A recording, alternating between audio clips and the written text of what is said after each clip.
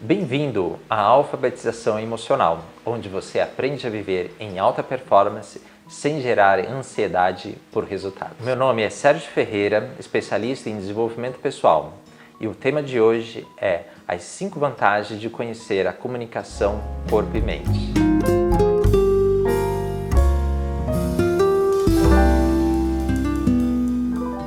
Para falarmos sobre a comunicação corpo e mente, que é super importante para o nosso autoconhecimento, para o nosso desenvolvimento pessoal, para a alta performance, nós precisamos entender primeiro o que é corpo e o que é mente. Então, a gente costuma falar bastante do corpo como fulano tem um corpo sarado, fulano tem um corpo em forma, eu estou com o corpo dolorido. Então, geralmente a gente está se referindo à imagem do corpo, essa parte mais densa, né, da nossa musculatura, ou às vezes até relacionado com os padrões de estética, de beleza vigentes. Porém, o corpo é muito mais do que isso, né? Ele contém uma série de sistemas que produzem muitas informações, produzindo também hormônios que influenciam em vários funcionamentos dos nossos órgãos, que influenciam bastante no nosso emocional e no nosso mental. Essa percepção do que é o corpo deve ser mais abrangente. E a utilização da palavra mente, às vezes também é trocada por cabeça, né? Quem nunca disse ou já ouviu falar, a pessoa está falando, estou com a cabeça cheia, né? Ou se referindo que está muito preocupado ou com muitos pensamentos. Essa visão está equivocada, né? Porque a cabeça faz parte do corpo e dentro da cabeça realmente ela está cheia, mas cheia de outros órgãos. Entre outros órgãos, o cérebro, que tem uma comunicação muito grande com as outras partes do corpo. Então, o corpo, as outras partes do corpo levam muitas informações para o cérebro e o cérebro produz muitas informações também para o corpo.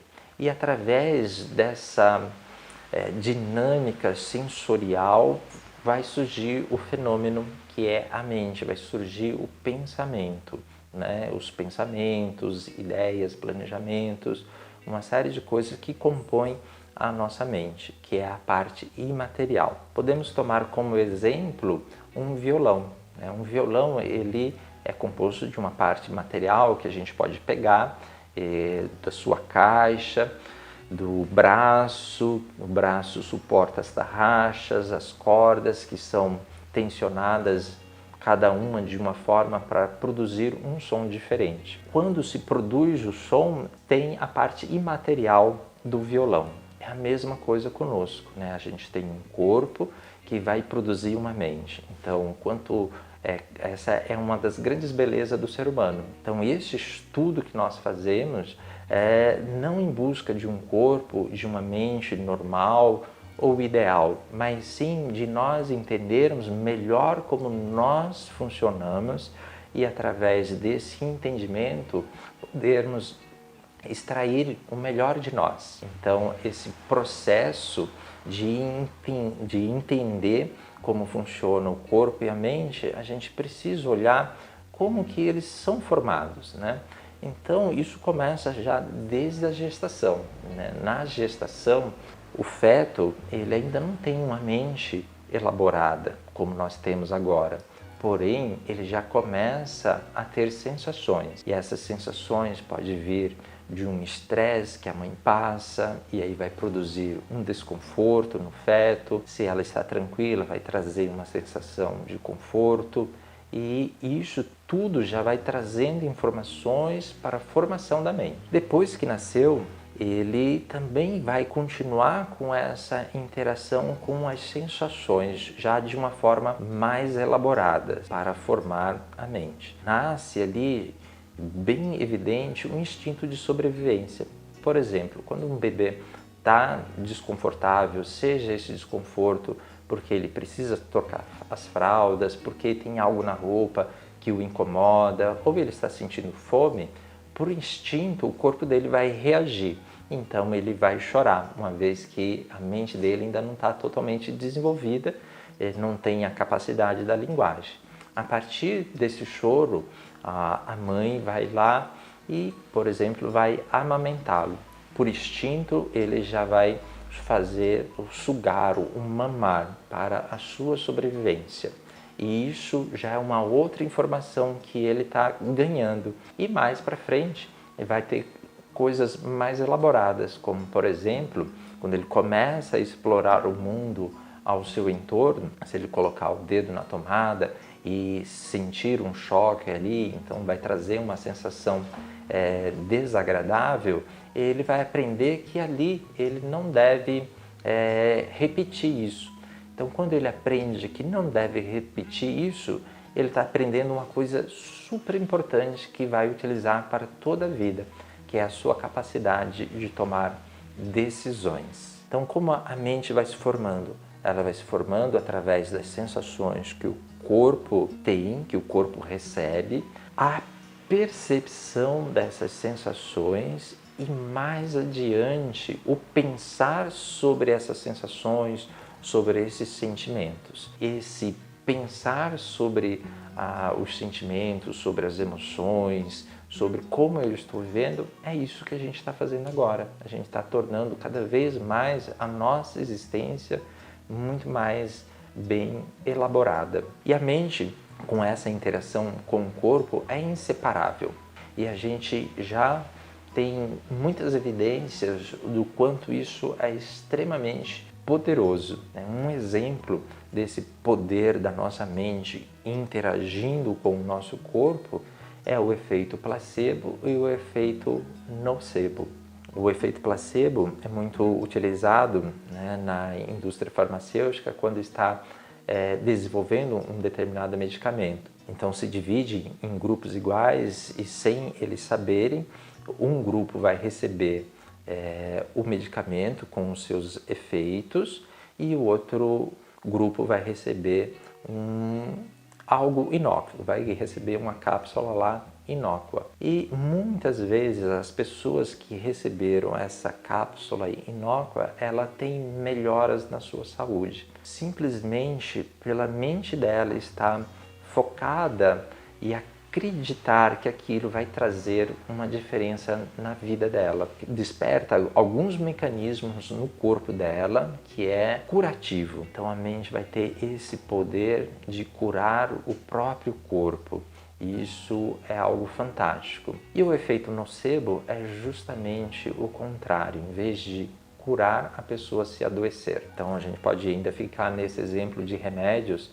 A pessoa pega um remédio lá, tem uma bula que diz sobre efeitos colaterais. A pessoa toma o remédio e, antes da possibilidade do remédio começar a ser digerido, ter algum efeito possível, a pessoa já começa a sentir sintomas desses efeitos colaterais. Se você acredita que uma viagem vai ser positiva, que você vai poder se divertir, o seu corpo já vai estar com muito mais entusiasmo, já vai estar muito mais preparado para extrair o melhor dessa viagem. E o contrário também é possível, Esse efeito nocebo, a pessoa já vai com má vontade, pensando que pode dar errado, então acaba se focando em coisas que são negativas. Então eu quero trazer aqui mais 5 pontos que são importantes desse efeito. Um deles é o estresse, administrar melhor o estresse. Por exemplo, imagine uma situação que uma pessoa está indo para uma reunião que é uma reunião que tem muita tensão, é um tema que a pessoa não gosta, então aquilo traz uma sensação de mal-estar. E a pessoa vai lá, enfrenta, passa aquela situação chata, desgastante e não faz nada a respeito. E aí semana que vem ela tem que passar por essa reunião novamente e esses efeitos começam a se tornar mais fortes, Aquela sensação de mal-estar, aquela perda de apetite pode se transformar numa dor do estômago e aí a pessoa continua insistindo, pode se tornar uma gastrite. Nesse momento, o que está acontecendo? O corpo já está gritando. No começo dava sinais mais leves. A pessoa não deu ouvidos ao corpo, os sinais começam a ficar mais fortes. E quando chega nesse estágio, infelizmente, algo que poderia ser modificado simplesmente por uma mudança de comportamento, uma mudança de hábito, uma mudança de como encarar a situação, vai ter que passar por um processo medicamentoso e às vezes até cirúrgico. Então a gente já emenda aqui com um segundo item que eu quero deixar bem evidente, que é essa comunicação do corpo e da mente vai ajudar você a preservar a sua saúde. Você pode agir muito antes de que uma doença, algo mais grave pode acontecer, uma tensão que se torne mais crônica, dores de cabeça crônicas. Então essa percepção dos sinais que o corpo está dando vai ajudar você a preservar muito mais a sua saúde. Por exemplo, você está ali no seu dia a dia, ele pode estar ficando meio monótono, apático, não é um problema em si, mas não está havendo o entusiasmo, não está tendo aquela alegria, aquele prazer. E quando a gente está entusiasmado, a gente sente isso fisicamente.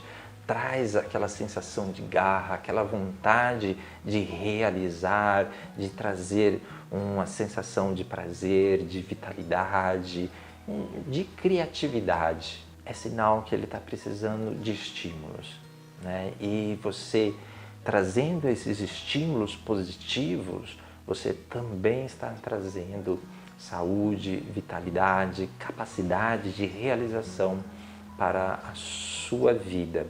Fique atento a isso, né? Tenha uma mente positiva de buscar coisas que lhe trazem a sensação de prazer, de vitalidade. O quarto ponto, que também é super importante, é respeitar o seu descanso. Esse tema é extremamente importante, né? Principalmente quando se fala em alta performance, muitas vezes as pessoas esquecem que precisa descansar.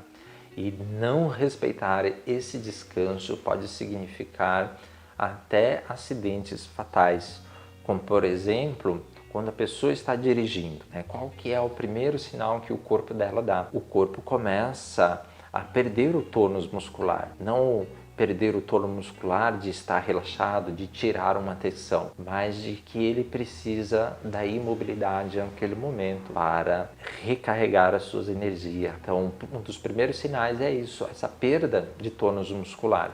E é isso, o que acontece se a pessoa continua insistindo. As pálpebras começam a ficar pesadas, um outro sinal que o corpo começa a dar, perda de reflexo, né? Porque isso faz parte dos sentidos, isso é sensorial, isso faz parte do corpo. E mais para frente a cabeça vai ficar pesada, né? O tônus muscular do pescoço já não aguenta mais ali sustentar e pode gerar um acidente. E gerando esse acidente pode ser fatal para a vida da pessoa e de outras pessoas que estão envolvidas.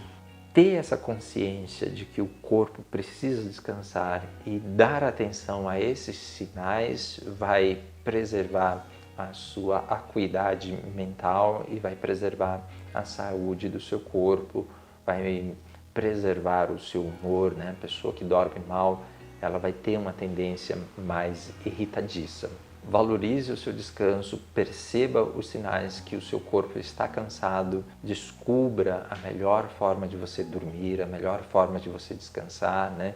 Então o descanso está relacionado com o sono, mas tem outras coisas que a gente faz em nossas vidas que promove um descanso, né? Simplesmente dar uma volta no parque, por exemplo, no qual a gente está olhando as coisas fora daquele padrão de sempre estar focado num computador, por exemplo, vai ajudar muitíssimo também nesse processo de descanso. Vai dar um tempo para sua mente se alimentar de percepções, de coisas diferentes. E o quinto ponto que eu quero trazer, que é super importante, e que eu acredito que já está implícito em tudo aquilo que eu já falei, que é o autoconhecimento.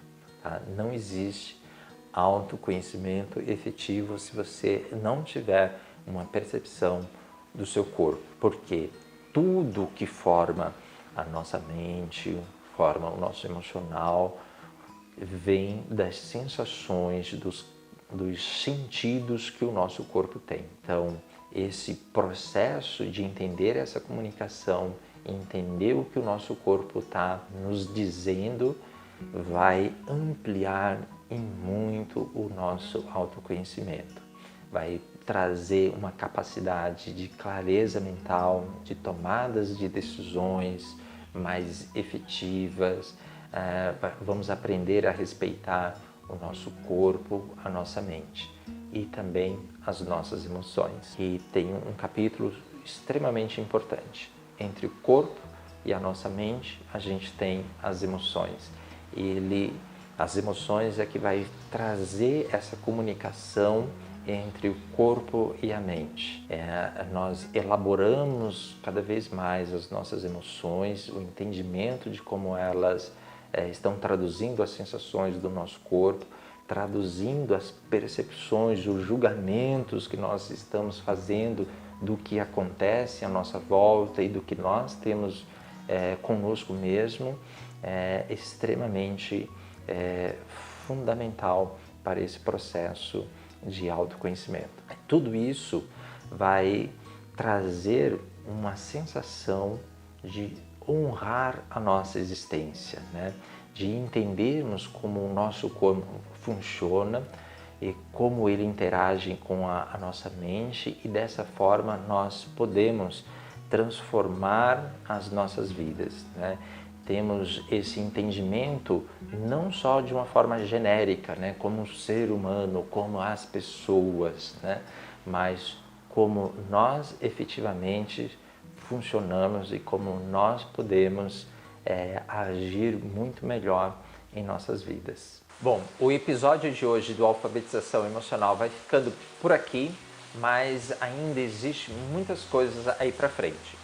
Hoje nós falamos dessa dicotomia entre corpo e mente, que é essa dualidade mais presente na interpretação ocidental. A gente vai falar de uma forma ainda mais profunda, vamos falar ainda dos 5 níveis de consciência, como eles interagem. Então vai trazer essa percepção que a gente trouxe hoje muito mais rica.